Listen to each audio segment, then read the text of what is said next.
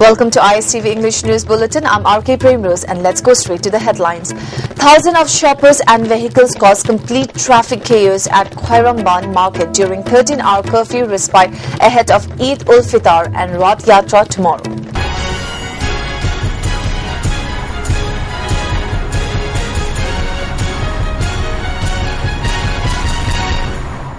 Now let's have the details. Tomorrow being very important day for two communities, Rath Yatra for the Hindus and Eid ul Fitr for the Muslims, thousands of shoppers and vehicles converge at the Khairamban markets, while curfew remained relaxed for 13 hours today.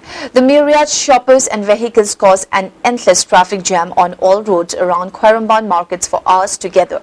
After days of curfew and general strike, people today had the liberty of moving around Imphal city for their own different purposes for a longer period.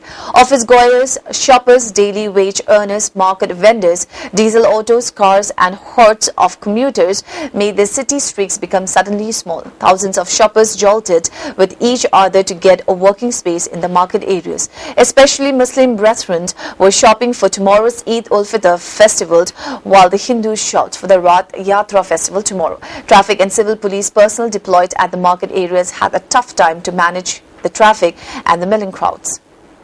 In order to lay a new 132 kV line between Urambam and Yengang-Pokpi power supply on the 33 kV double circuit transmission line between Urambam and Khumamlang Park will be shut down on July 19 starting from 8 in the morning till 5 in the evening. A press release issued by the Deputy General Manager of Manipur State Power Company Limited, Transmission Division Number 2 stated that during this process, 33 by 11 kV substation Irosemba, 33 by 11 kV substation Lamphel, 33 by 11 kV substation Khumamlang Park will not supply power to areas under these subdivision. Chingjamei Chongtham Leikai Social Welfare Organization and Leimarol Apumba Loop, Chingjamei Chingamakhong Chongtham Leikai has collected money from each and every household of the locality and handed over the same to the family of the deceased Sapam Robin Hood, who sacrificed his life during an agitation demanding implementation of ILP in Manipur. Representatives of the club and Mera Paibi's organization assured that they will support every step and action taken up by the JAC formed against the killing of Robin Hood in future. On the occasion of the holy festival of Muslim Eid ul Fitr, MP of Rajya Sabha Abdul Salam, All Manipur Muslim Meitei Pangal Welfare Association and Manipur Muslim Welfare Organization have conveyed greetings to the people of the state. Well, as part of the first HVS Manipuri Short Film Fiction Festival organized jointly by Cine Directors Guild and ISTV Network to be held formally on July 26, all the 63 films participating in the festival are being telecast on 3 different channels of ISTV Network presently. The films are being telecast along with the respective directors' interviews. Today on its 11th day, 2 short films, director Chan Haisnam, Theory di Fajay, Practical di Yaroiko and director Surjit Kanta's Ningtho Khonjam, Nong Yao Daba Lane will be telecast on ISTV Sangai at 6 p.m. today. The same films will be telecast on ISTV Plus at 7:30 p.m. and ISTV 2 at 9 p.m. today. There will be repeat telecasts at 9 a.m. on ISTV Sangai, at 11 a.m. on ISTV Plus and at 8 a.m. on ISTV 2 the next day. In considering the people's demand and choice, the organizing committee unanimously decided to telecast all the films submitted to the festival committee on the 3 channels of ISTV. As fitting tribute to the departed soul of Sapam Robin Hood and sharing the grief of the bereaved family, many civil society organizations are visiting the residents of the deceased to extend solidarity and financial support. Today in the early morning, members of Thangmaiban Apunba Nupi Loop, Bishumthong Oinam Leikai Mera Paibi Loop and Ima Leisna Chowkhat Loop Hotel paid a visit and condoled the untimely death of the young student. They also gave financial assistance to the bereaved family. Former convener of JSCILPS Sapamcha Jadumani said that the JSC will not retreat until the demands are fulfilled. The government policy of extending time and suppressing the issue cannot be tolerated.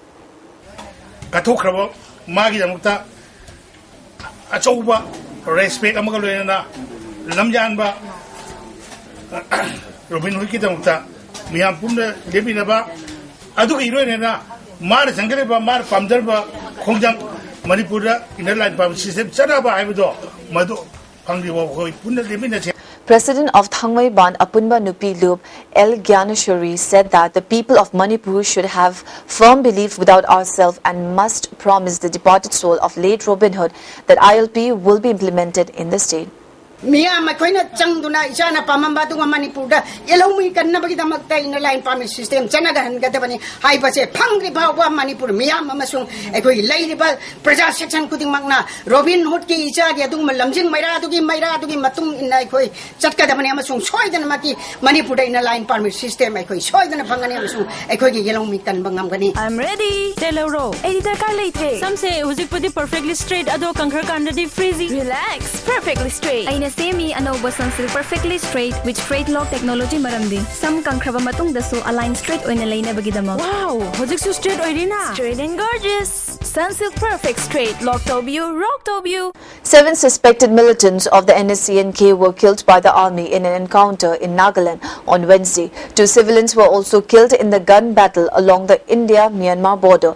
The army and the paramilitary Assam Rifles launched a joint operation late on Wednesday after getting reports that they were militants of the banned NSCNK or National Socialist Council of Nagaland Kaplang in Pek district. At a security meeting earlier this month, officials had expressed concern over the kidnapping and forced recruitment of schoolboys from villages in the same district. The army says when a patrol went to the area, they were shot at by the militants who were in uniform. During the operation, the security forces came face to face with a group of armed NSCNK cadres. They started firing on our forces, leading to retaliation from our side. The firing continued for about an hour, an army spokesman said. The operation has been carried out in support of the local population who were being compelled by the NSCNK to join their outfit. An army officer was shot in his leg during the operation. 2 AK series rifles and a large quantity of ammunition were recovered from the militants. Well, with promises of a massive financial aid in his bag, Prime Minister Narendra Modi arrived in Jammu on Friday for a day-long visit. Modi was received by Governor N.N. Vora, Chief Minister Mufti Mohammad Sahid and Senior Cabinet Minister at the airport. The Prime Minister is attending the birth centenary function of Senior Congress leader late Girdhari Lal Dogra. Union Finance Minister Arun Jaitley, who is married to Dogra's daughter, also arrived on Thursday for the centenary function. Modi is attending the main function inside the Jorawar Singh Auditorium of Jammu University, around which a thick blanket of security has been thrown. Senior Congress leader and former Chief Minister Ghulam Nabi Azad and Congress veteran Karan Singh are also attending the function. All eyes are on this visit as the PM is expected to announce a development package worth rupees 70,000 crore to 1 lakh crore for Jammu and Kashmir for the next 5 years. Jammu and Kashmir is proposed to get Indian Institute of Technology, Indian Institute of Management and All India Institute of Medical Science like institute.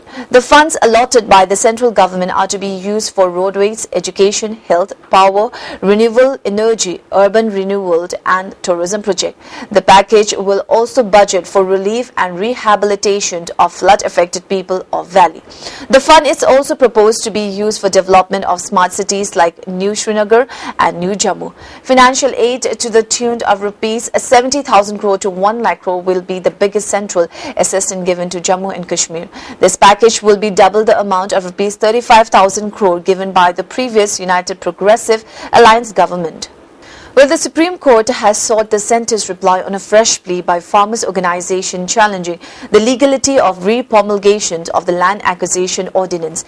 Delhi Gramin Samaj, Bharatiya Kisan Union, Gram Seva Samiti and Chogama Vikas Avam are the co-petitioners in the case. They have termed the reformulgated ordinance as unconstitutional.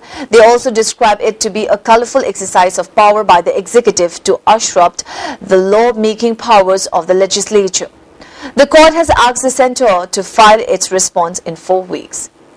The NDA government had recently reformulgated the right to fair compensation and transparency in land acquisition, rehabilitation and resettlement Ordinance 2015 after it lapsed on the 4th of last month. The ordinance was last promulgated in December last year, reformulgated in April this year and again in May. Before we end up the bulletin, let's have the headlines once again. Thousands of shoppers and vehicles caused complete traffic chaos at Khairamban market during 13-hour curfew respite ahead of Eid ul Fitr and Rath Yatra tomorrow. That's all we have in this bulletin. Keep watching ISTV News.